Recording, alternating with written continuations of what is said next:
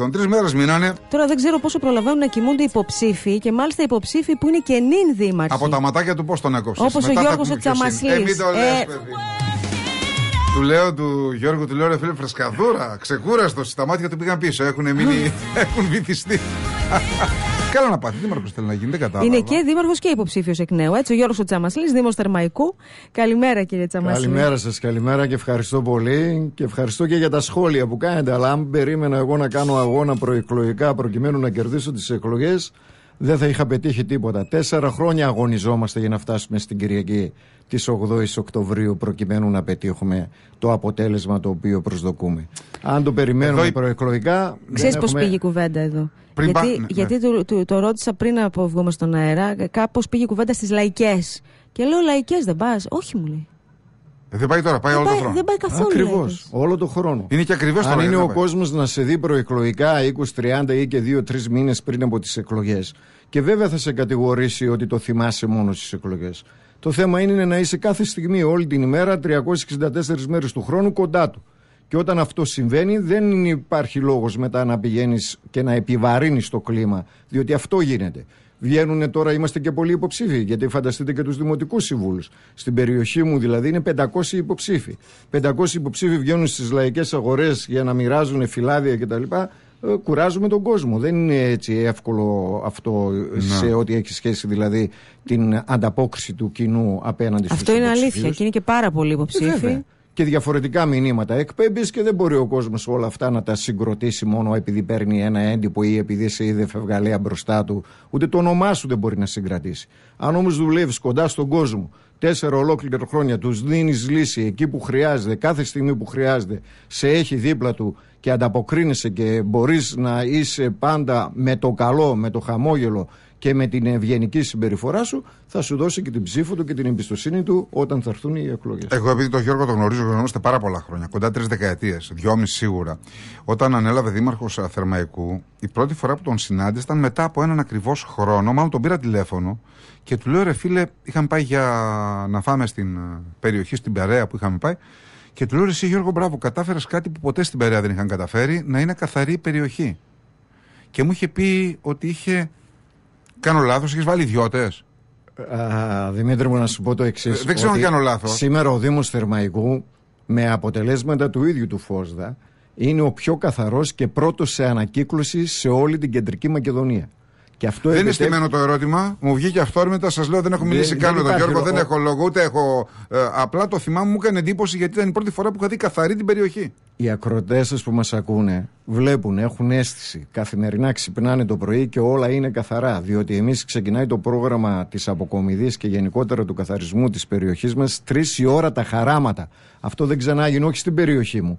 Σε πολύ λίγους δήμους της χώρας μας, αν υπάρχει τέτοιο πρόγραμμα. 3 η ώρα, συγγνώμη, για ένα απορριμματοφόρα, τι γίνεται? Ξεκινάει η αποκομιδή των απορριμμάτων και το πλήσιμο των κάδων. Όπως και βγαίνει το μηχάνημα, το σάρωθρο, το μηχανικό σάρωθρο και καθαρίζει όλους τους δρόμους. Σκουπίζει δηλαδή όλους τους δρόμους, πλατείες, κοινόχρηστους χώρους, πάρκα κτλ. Το πρωί στις 7 η ώρα δεν κυκλοφορεί απορριμματοφόρο στην περιοχή μας. Έτσι δεν δυσκολεύουμε την κίνηση των οχημάτων. Ο πολίτης ξυπνάει το πρωί και έχει άδειο κάδο, με αποτέλεσμα να μπορεί να ρίξει και τα απορρίμματα που έχει μαζί. Την ώρα που φεύγει από το σπίτι για τη δουλειά. Γιατί εγώ φεύγω για τη δουλειά 7,5 ώρα και έχω μπροστά μου 2-3 απορριμματοφόρα στη σειρά, χώρια αυτά που βρίσκω στη Κάνεις αντιπολίτευση στο Σέρβαση. Εγώ λέω ότι βλέπω στο Δήμο Θεσσαλονίκης. Στο Δήμο Θερμαϊκού λοιπόν αυτό δεν συμβαίνει και είναι και πρότυπο. Δηλαδή να καταλάβετε ότι τη μελέτη την οποία σήμερα εμείς λειτουργούμε στην περιοχή του Δήμου Θερμαϊκού τη ζητούν πάρα πολλοί δήμοι, την έχουν υιοθετήσει ο Δήμος Χερσονήσου στην Κρήτη, όπως και ο Δήμος Ρόδου. Έχουν τη δική μας μελέτη, αντιγράψαν τη δική μας μελέτη, διότι και εκεί συμβαίνει αυτό που συμβαίνει και στο Θερμαϊκό. Ότι έχουμε δηλαδή από τον Μάρτιο έως και τον Οκτώβριο διπλασιασμό τουλάχιστον του πληθυσμού. Πάμε λίγο στα μεγαλύτερα. Πάμε λίγο στα μεγαλύτερα. Το μεγαλύτερο είναι αυτό. Ο Δήμος. Εδώ πρέπει να τοποθετούμαστε ακριβώς όπως πρέπει, ανάλογα με τις αρμοδιότητες μας. Ο Δήμος εισπράττει χρήματα, τα δημοτικά τέλη, μόνο για την καθαριότητα και τον φωτισμό, το ηλεκτρολογικό δηλαδή. Όλα τα άλλα είναι προγράμματα. Τα έργα που λέμε είναι προγράμματα κυβερνητικά. Είτε τα ευρωπαϊκά μέσω του ΕΣΠΑ, είτε κυβερνητικά μέσω του Υπουργείου Εσωτερικών ή της Περιφέρειας. Η αρμοδιότητα του, η αποκλειστική του Δήμου, θα το λέω πάντα και είναι ξεκάθαρο αυτό και από τον νόμο, αλλά και όπως το αισθάνεται και ο κάθε πολίτης, είναι η καθαριότητα, ο ηλεκτροφωτισμός και ο δρόμος στο εσωτερικό δίκτυο. Γιατί τα εξωτερικά είναι περιφερειακό. Ναι. Ακριβώς. Αυτές είναι οι αρμοδιότητες μας και πάνω σε αυτές λειτουργούμε. Όταν αυτά τα πετύχουμε, τότε μπορεί και ο πολίτης να μας δώσει την εμπιστοσύνη του εκ νέου. Αν δεν πετύχεις αυτά, τον Παρθενώνα να έρθεις και να χτίσεις στο Δήμο Θερμαϊκού και γύρω-γύρω υπάρχουν όγκοι από σκουπιδιών, από ογκώδη, από κλειστά ρέματα με διάφορα μπάζα κτλ. Δεν θα σε εμπιστευτεί ο κόσμος. Τι κι αν έκανε στον Παρθενώνα και βρωμίζει όλος ο τόπος. Ναι. Δεν γίνονται αυτά τα πράγματα. Και το ένα πρέπει λοιπόν να γίνει πρώτα και βασικά. Η καθαριότητα, η καθημερινότητα που λέμε. Καθαρά πάρκα, κλαδεμένα δέντρα, πράσινοι χώροι, περιποιημένοι, κουρεμένοι τα χόρτα, με φυτά, λουλούδια, να δώσεις χρώμα κτλ. Όπως και η καθαριότητα που σας είπα. Η καθαριότητα δεν είναι μια απλή υπόθεση. Όσοι νομίζουν ότι είναι μια απλή υπόθεση, μπορούν δίπλα τους να δούνε και τι συμβαίνει και να συγκρίνουν. Ίσα είναι πολύ δύσκολη. Εγώ, Γιώργο μου, κοίταξε να δεις. Εγώ είμαι βέβαιος, επειδή σε ξέρω χρόνια και επειδή έχω μια εικόνα ότι στα θέματα αυτά τα πηγαίνετε μια χαρά. Όχι ως δημότης του Δήμου σου που καλούμε να ψηφίσω, γιατί δεν ανήκω στο Δήμο σου, αλλά ως κάτοικος του νομού Θεσσαλονίκης, που το κομμάτι αυτό της γης το θεωρώ και δικό μου. Δηλαδή όλη αυτή την περιοχή. Όλοι οι Θεσσαλονικείς είναι πολίτες. Πώς είναι η Χαλκιδική, αυτό. Λοιπόν, και χειμώνα καλοκαίρι. Ναι, εγώ θέλω, ασχέτως άμα είναι στην αρμοδιότητα ή όχι του Δήμου, να δούμε τι μπορεί να γίνει για να βελτιωθεί. Είδες πως χαιρέτησα κάνοντας πλάκα. Καλώς τον δήμαρχο της Νίκαιας, της Μασσαλίας και του Μοντε Κάρλο, σου είπα. Γιατί θέλω κάποια στιγμή εκεί η περιοχή σου να αναβαθμιστεί ακόμη περισσότερο και ας μην είναι δικό σου αντικείμενο αμιγώς και ας χρειάζεται όθηση από όλους μας. Δηλαδή, ερώτηση. Οι εγκαταστάσεις του Ξενία που βρίσκονται, του ΕΟΤ, πού βρίσκονται? Θα σας πω αμέσως. Εμένα αυτά με ενδιαφέρουν. Μπορεί να μου την κάνει σε μένα εκεί ανίακτη? Έγινε και η ανίακτη. Όχι καθαρότητα. Τα θεμέλια μπήκανε. Ακούστε με λίγο.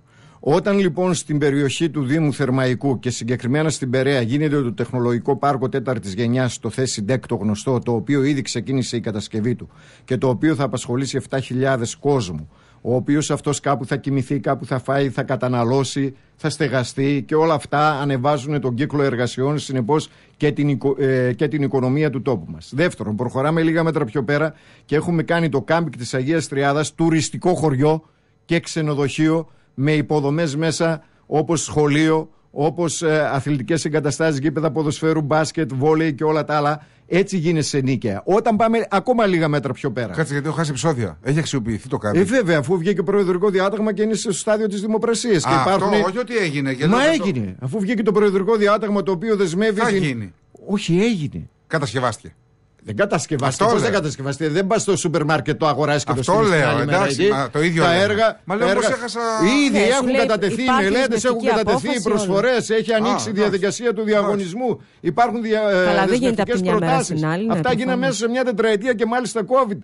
Αυτά κοιμόντουσαν τα θέματα για χρόνια ολόκληρα του. Τα ΙΠΕΔ έχει χιλιάδες στρέμματα σε όλη την Ελλάδα. Το ότι καταφέραμε εμείς και το βγάλαμε από τα υπόγεια και το φέραμε στην επιφάνεια και το φέραμε σε προεδρικό διάταγμα και δημοπρατείται, είναι με επίτευγμα. Δεν μπορείτε να το διανοηθείτε. Αυτά θέλω εγώ από τον Σαμασλή. Όταν λοιπόν 167 στρέμματα πρώτα στη θάλασσα, μιλάω πάντα για το κάμπινγκ της Αγίας Τριάδας, είναι στο στάδιο της δημοπράτησης με δέσμευση προεδρικού διατάγματος, δεν αλλάζει με τίποτα αυτό. Δηλαδή η ώρες δόμησης, το είδος της κατασκευής, βιοκλιματικής δηλαδή κατασκευής, τουριστικό χωριό τώρα στο Δήμο Θερμαϊκού, δηλαδή στη Θεσσαλονίκη. Όταν μιλάμε για το Δήμο Θερμαϊκού, μιλάμε για την αυλή της Θεσσαλονίκης. Τέτοιο πράγμα δεν υπάρχει όχι στην Θεσσαλονίκη, σε όλη την κεντρική Μακεδονία. Τουριστικό χωριό, το ξαναλέω, με ξενοδοχείο και με όλες τις υποδομές. Το οποίο οι ιδιώτες φαντάζομαι θα αναλάβουν. Φυσικά. Φυσικά. Είδες, φιλελεύθερος θα μπορούσε ποτέ το δημόσιο είχε το ξενία που λέτε εσείς ανά την Ελλάδα. Ναι, όλα ρημάξαν. Όταν τα πήραν όμως οι ιδιώτες, βλέπετε, όχι απλά έχουν αναζωογονηθεί και δώσανε ανάπτυξη σε κάθε περιοχή όπου υπάρχουν, αλλά έχουν ανεβάσει, θα έλεγα, τον τουρισμό σε επίπεδα που ο τουριστικός χάρτης, ο διεθνής τουριστικός χάρτης να μας συγκαταλέγει από τους πρώτους προορισμούς. Όταν λοιπόν εμείς έχουμε τώρα πια δέσμευση. Παρένθεση θέλω. Είδες λόγος φιλελεύθερος? Επειδή είναι και ο Μητσοτάκης, εδώ το λέω. Μπορεί να μας ακούει τώρα.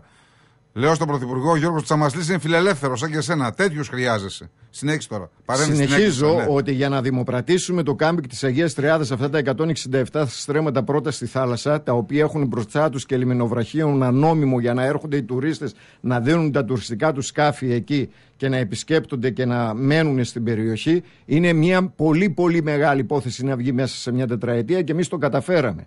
Πάμε λοιπόν λίγα μέτρα πιο πέρα και σε ό,τι έχει σχέση στο φιλελευθερισμό σας λέω ναι, όλες οι άλλες δυνάμεις της περιοχής μας μέχρι και συλλαλητήρια και καταλήψεις κάνουν προκειμένου να μην προχωρήσουμε εμείς στην ανάπτυξη του τόπου μας. Αλλά εμείς επιμέναμε διότι έχουμε όλα εκείνα τα επιχειρήματα τα οποία είναι υπέρ της ανάπτυξης και είναι πολύ πιο ισχυρά από αυτά της οπισθοδρόμησης, της αδράνειας και γενικότερα του αναχρονισμού. Άλλο μεγάλο εμείς λοιπόν project. προχωράμε. Μεγάλο project. Εδώ στη Θεσσαλονίκη, εγώ σαν αντινομάρχης, σαν αντιπεριφερειάρχης, ζω τη Θεσσαλονίκη από το 1994. Κάναμε συσκέψεις επί συσκέψεων που θα γίνει η Μαρίνα της Θεσσαλονίκης. Η Μαρίνα της Θεσσαλονίκης, λέγαμε μπροστά στο Πάρκο Ελευθερίας, δηλαδή στη Βενιζέλου. Κάποιους δεν τους βόλευε, το πήγαμε λίγο πιο πέρα στο Μακεδονία Παλάς, πάλι μπήκαν τα συμφέροντα στη μέση γιατί να γίνει εδώ. Πάμε στο Μέγαρο Μουσικής, ούτε στο Μέγαρο Μουσικής έγινε. Και ξέρετε που χωροθετήθηκε και τώρα ήδη δημοπρατείται το έργο, έχει βγει στη διάβια στην Ευρωπαϊκή Επιτροπή. Προσέξτε, γιατί είναι διεθνής ο διαγωνισμός. Οριοθετήθηκε, μάλλον χωροθετήθηκε στη Νέα Μηχανιώνα. Στη Νέα Μηχανιώνα λοιπόν ξεκίνησε η Μαρίνα της Θεσσαλονίκης. 320 θέσεις τουριστικών σκαφών δίπλα στο αλλιευτικό καταφύγιο. Δηλαδή ο αλλιευτικός στόλος μαζί με το τουριστικό καταφύγιο αποτελούν μια πολύ μεγάλη δύναμη για όλη τη Θεσσαλονίκη και αυτό έχει έδρα. Να πάρω κανένα σπίτι στην Περαία, γιατί μπορείτε να το διανοηθείτε τώρα ότι όλα αυτά συμβαίνουν μόνο μέσα σε μια τετραετία και μάλιστα COVID που λένε ότι δεν είναι δικαιολογία το COVID. Πώς δεν είναι δικαιολογία το COVID? Εγώ δεν θέλω να τη χρησιμοποιήσω. Ίσα-ίσα εγώ την έχω αξιοποιήσει και αυτή την περίοδο του COVID. Αλλά για σκεφτείτε ότι 2,5 χρόνια από τα 4 ήμασταν καραντίνα. Καραντίνα σημαίνει ότι όταν ένας υπάλληλος ασθενής έκλεινε όλη η υπηρεσία. Με ποιους λοιπόν θα λειτουργήσει? Παρά τα αυτά, εμείς καθίσαμε ως διοίκηση με τους συνεργάσιμους. Μου αρέσουν και τα δύο στα οποία αναφέρθηκες. Γιατί λέω ότι αξιοποιήσαμε και αυτόν τον χρόνο του COVID. Εκεί εμείς δεν είχες αντιδράσεις για την Μαρίνα, γιατί σε ένα άλλο δήμο πολύ κοντινό σου, ακόμη και οι κυβερνητικοί αυτοί οι βουλευτές ήταν αρνητικοί στη Μαρίνα. Εγώ δεν είμαι από τους συμβατικούς όμως, όπως ξέρεις Δημήτρη. Εγώ δεν εύκολα δεν υποκρίνω. Μπακούνι και κροπότικη, είναι σε δικό σου. Εγώ δίνω λόγο.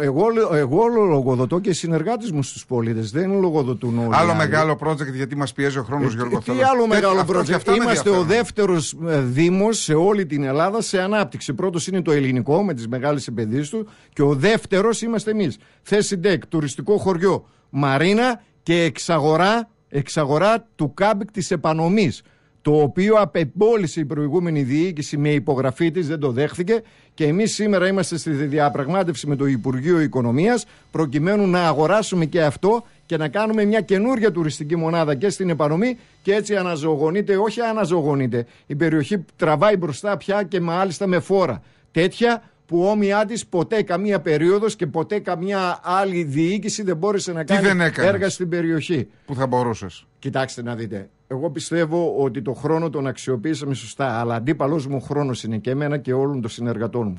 Είναι ότι δεν προλαβαίνεις αυτά τα πράγματα να τα σχεδιάσεις, να τα εντάξεις στα προγράμματα Φιλόδημος, Τρίτσης, ΕΣΠΑ, Ταμείο Ανάκαμψης και να τα εκτελέσεις. Είναι οι διαδικασίες τέτοιες χρονοβόρες που μας καθυστέρησαν. Δηλαδή, κάποια έργα όπως η κυκλική κόμβη, παραδείγματος χάρη, τους οποίους είχα εξαγγείλει προεκλογικά το 19 και έβαλα και την υπογραφή μου, έχουν ολοκληρωθεί οι μελέτες και τώρα είναι στο στάδιο της δημοπράτησης, διότι αυτό το έργο γίνεται μαζί με την περιφέρεια. Ασφαλτοστρώσεις. 5.600.000 σε μια χρονιά δώσαμε για ασφαλτοστρώσεις. Όλοι οι δρόμοι του πολεοδομικού ιστού της περιοχής μου, όλοι 180 δρόμοι γίνονται καινούργοι. Συν πεζοδρόμια, δίκτυο αυρίων υδάτων, όλα αυτά είναι δημοπρατημένα και συμβασιοποιημένα. Προσέξτε, δηλαδή ολοκληρωμένα έργα είναι αυτά. Και γίναν μόνο μέσα σε μια θητεία. Αν πούμε τώρα ότι η παράλληλος της θάλασσας, όπως βλέπετε το θαλάσσιο μέτωπο, υπάρχει ο γνωστός πεζόδρομος, η παράλληλος αυτής, η οδός Δημοκρατίας Παλιά Θερμαϊκού, 4,5 χιλιόμετρα δρόμος γίνεται πεζόδρομος. Πείτε μου ποια άλλη περιοχή στη χώρα μας έχει 4,5 χιλιόμετρα πεζόδρομο. Αν εξαιρέσουμε δηλαδή τον Δήμο Θεσσαλονίκης που ξεκινάει ο πεζόδρομος από την περιοχή όπου βρισκόμαστε τώρα, από την Πλατεία Ελευθερίας ή από το λιμάνι και φτάνει μέχρι το Μέγαρο Μουσικής, άλλη περιοχή δεν υπάρχει με τόσο μεγάλο πεζόδρομο. Αυτά λοιπόν, αυτό το έργο στοιχίζει 7 εκατομμύρια. είναι πολύ μεγάλης αξίας έργο. Το ότι αλλάζουμε τα υδρόμετρα. Όλα τα υδρόμετρα, άλλα 7 εκατομμύρια, μέχρι τέλους του έτους ολοκληρώνεται το έργο. Προσέξτε. Μέχρι τέλους του έτους ολοκληρώνεται το έργο. Όλα τα υδρόμετρα της περιοχής μας αντικαθίστανται με νέας τεχνολογίας ηλεκτρονικά υδρόμετρα. Υπογράψαμε και ήδη έχουμε πάρει τις μελέτες στα χέρια μας και τις έχει γκρίνει η ΕΙΑΘ. Νερό πλέον θα παίρνουμε από τα δηληστήρια της Καλαμαριάς, δηλαδή της ΕΙΑΘ. Τέρμα οι γεωτρήσεις στην περιοχή μας, οι οποίες πια δεν δίνουν και νερό, διότι ο υδροφόρος. Ωραία, μεγάλα έργα ήθελες. Θα πάμε και στην επόμενη θα πω και το τελευταίο. Δεν είναι το τελευταίο. Το τελευταίο για την εκπομπή σας, γιατί δεν με παίρνει ο χρόνος. Ποιος Δήμος έχει κάνει η ενεργειακή κοινότητα? Όλους ακούμε ότι θέλουμε να κάνουμε, να προστατεύσουμε το περιβάλλον, να κάνουμε. Εμάς σήμερα κατασκευάζεται η ενεργειακή κοινότητα. 2 ΜΒ παίρνουμε. Δωρεάν ρεύμα παίρνουν όλοι οι συμπολίτες μου. Δωρεάν ρεύμα τραβάνε τα αντιλιοστάσια μας. Με αποτέλεσμα να πέσει 30% ακόμα τα δημοτικά τέλη. Όλα αυτά είναι προς όφελος. Δηλαδή, άμα δεν ήσουν κουρασμένος, πώς θα τα έλεγες? Θερμαγικός με πάθος θα πω. Και το θερμαγικός είναι τυχαίο, το οποίο με ακολουθεί, ξέρετε, από το 2014. Θερμαγικός σημαίνει μαγικός τόπος. Αυτό που εσείς λέτε Νίκαια ή δεν ξέρω εγώ Μοντε Κάρλο κτλ. Αυτοί θα προσπαθήσουν να πάρουν το δικό μας όνομα. Θα προσπαθήσουν να πάρουν το δικό μας όνομα. Θερμαγικός σημαίνει μαγικός τόπος και εγώ θα χαρώ και θα είμαι ευτυχής όταν θα βλέπω τους συμπολίτες μου να χαίρονται για το έργο της Δημοτικής Αρχής και να είναι υπερήφανοι για αυτήν. Τότε θα είμαι κι εγώ ικανοποιημένος. Μέχρι τότε, ναι, δεν θα κοιμάμαι και θα βλέπετε τα μάτια μου έτσι, διότι μέρα νύχτα θα δουλεύουμε προκειμένου να ικανοποιήσουμε και το τελευταίο αίτημα του οποιοδήποτε συμπολίτη μας. Γιώργος, ωραιότατος. Χυμαρώδης, παθιασμένος. Να σου πω κάτι εγώ τώρα. Ειλικρινά, γιατί θα σου το πω εκτός αέρα. Είναι η πρώτη φορά που μιλώ με έναν υποψήφιο και δεν με ενδιαφέρει να δικούνται όλοι, που μιλάμε για μεγάλα. Για τα μεγάλα. Πρόσεξε όμως, τα μικρά σου υπετάληση. Ναι. Τα καθημερινά. Ναι, ρε παιδί μου, εγώ δηλαδή, από την τοπική αυτό που εμείς εδώ στο Δήμο Θεσσαλονίκης, το πρώτο πράγμα που μιλάμε είναι για την καθαριότητα, εδώ σου λέει τόλιση. Εγώ από την τοπική αυτοδιοίκηση περιμένω τα μεγάλα. Δεν βγάζετε ένα manual, δήμαρχε, εκεί στο Δήμο Θερμαϊκού? Το χάσαν στο ΆΚΑ. Να το δώσετε λίγο που βγαίνουν βάρτις ξημερώματα, γιατί εμείς εδώ είμαστε ακόμα. Ήδη το έχουν ζητήσει, και το έχουν στα χέρια τους. Κάποιοι θέλουν να το αξιοποιήσουν, αλλά δεν μπορούν να το κάνουν τώρα προεκλογικά. Είμαι σίγουρος ότι πολλοί δήμαρχοι της περιοχής μας, επειδή μου το ζήτησαν, το ξέρω και επειδή συζητάω μαζί τους, το δικό μας το πρόγραμμα είναι καταπληκτικό, είναι πολύ φθηνότερο από αυτό που λειτουργεί στο δημόσιο, στοιχίζει πολύ λίγο. Μόνο για την επισκευή των οχημάτων, όταν δίνουν εκατομμύρια ολόκληρα οι Δήμοι προκειμένου να συντηρήσουν τα απορριμματοφόρα κτλ., μόνο αυτά τα λεφτά που γλιτώνει ο Δήμος κάνει κάθε χρόνο 10 δρόμους. Λοιπόν, θα κλείσουμε με ένα ωραίο μήνυμα στο Viber. Ήμασταν, λέει, στη σκέψη να αγοράσουμε σπίτι στην Περέ. Μετά τη συνέντευξη, λέει, έχω πιστεί. Είναι μήνυμα στο Viber. Αυτό που είπα και εγώ νωρίτερα. Πώς θα πάρουμε ένα σπίτι? 16 καινούργιες άδειες δόμησης έχουμε στην περιοχή μας. Δηλαδή, 16 οικοδομές σηκώνονται παράλληλα στο Δήμο Θερμαϊκού. Όταν πριν από 2 χρόνια δεν υπήρχε ούτε μία. Καλά, αυτό ως φαινόμενο το έχουμε και εμείς πάνω στο Ρόκαστο. Δηλαδή, υπάρχει ανοικοδόμηση σιγά-σιγά και είναι καλό νέο αυτό γενικώς για όλους, Γιώργο. Σε εμάς δεν βρίσκει σπίτι, ούτε για να νοικιάσεις. Ναι. Όλο και κάποιο μέσο θα βάλουμε. Τι έχουμε. Λοιπόν, καλή επιτυχία. Γιώργο Τσαμασλής. Θα σας βοηθήσουμε, είστε ευπρόσδεκτοι. Καλή επιτυχία.